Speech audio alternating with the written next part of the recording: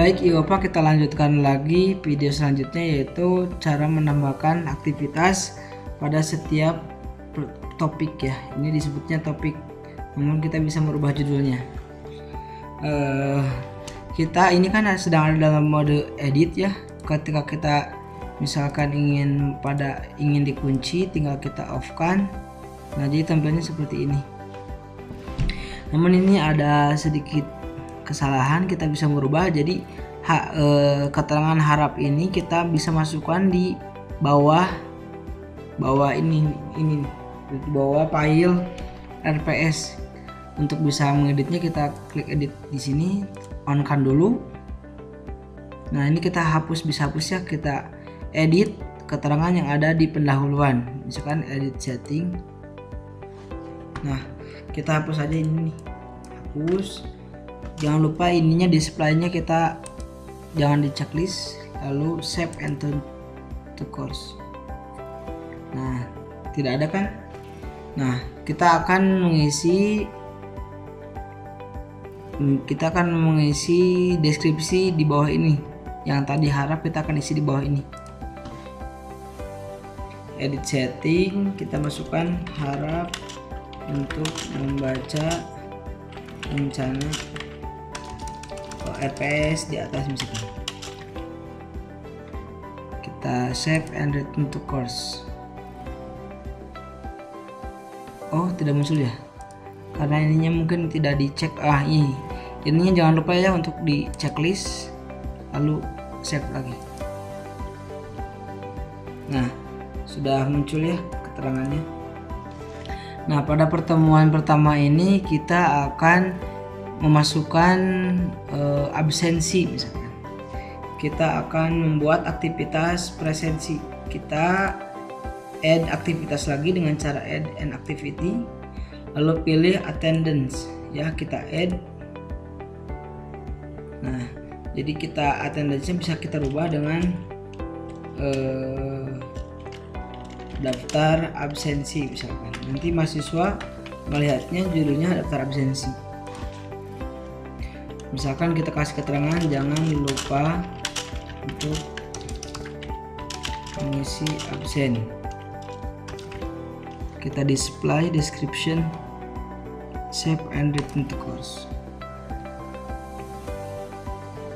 Di sini sudah tampil. Lalu kita akan menyeting daftar absensi ini ya, agar bisa digunakan dengan baik. Kita setting dulu ini.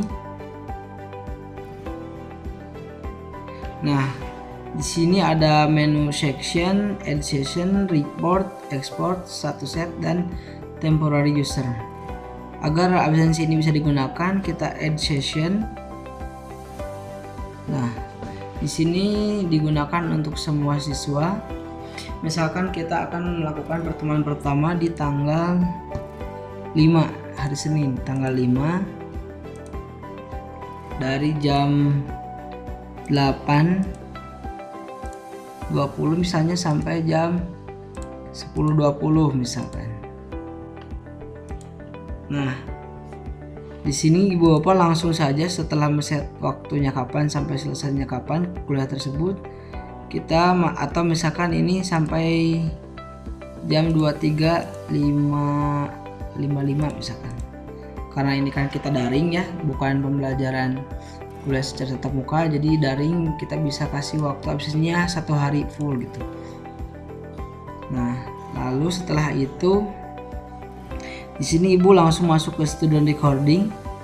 Di sini kita bisa mengizinkan mahasiswa untuk mengabsen dirinya sendiri. Jadi kalau ini tidak di checklist, jadi Ibu Bapak yang harus mengizinkan atau memberi keterangan mereka hadir atau tidaknya. Jadi saya sarankan untuk allow student saja, jadi mereka yang mengizinkan masuk sendiri. Sudah itu tinggal add ya. Sudah di add, nanti akan masuk ke session. Di menu session ini kita sudah dapat ya daftar absensi pada tanggal 5 Oktober 2020 jam 8.20 sampai jam 11.55, itu daftar kehadirannya.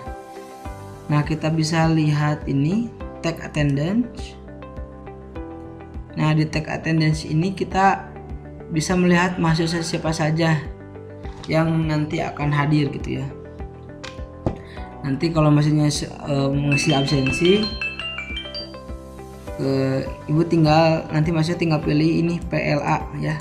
PLA ini adalah present, ini let itu keterlambatan, ini izin, ini apa. Nah, kita bisa merubah keterangan ini dengan cara kita masuk ke status set. Nah, di status set ini kita bisa merubah present itu misalkan hadir H, ini hadir, let itu jadi T, terlambat, ini adalah izin I, dan ini ada alpha. Kita update ya. Nah, lalu kita lihat lagi session, lalu kita lihat lagi di sini ada icon ini, klik. Nah, ini akan berubah ya, hadir, terlambat, izin, dan alpha. Jadi kalau ibu mengisi sendiri itu kayak seperti ini, kita save attendance, atau kalau mahasiswa yang mengisi nanti ini sudah terisi otomatis begitu. Nah, selanjutnya apabila ingin melihat reportnya, kita bisa mengisi karena mahasiswanya belum mengisi, jadi kita belum bisa melihat reportnya. Kalau kita coba isi ya, kita coba isi misalkan mahasiswa ini hadir, kita save attendance, nanti ini akan masuk ke report. Nah, tuh hadir 1, nah udah masuk. Jika ingin mengambil data ini tinggal diekspor saja, diekspor lalu di download dengan format Excel misalnya. Oke. Karena ini belum bisa, kenapa? Karena waktunya belum dimulai. Jadi kita bisa mengambil data ini setelah waktunya selesai, berarti di tanggal 6, di tanggal 6 bisa mengambil reportnya atau ya laporan dari kehadirannya. Mungkin itu saja dari tutorial ini tentang cara masukkan aktivitas pada pertemuan pertama, yaitu cara memasukkan absen kelas, gitu tutorialnya. Itu saja yang bisa saya dapat sampaikan. Di tutorial selanjutnya kita akan belajar cara masukkan materi ajar. Semoga tutorial yang bermanfaat. Terima kasih.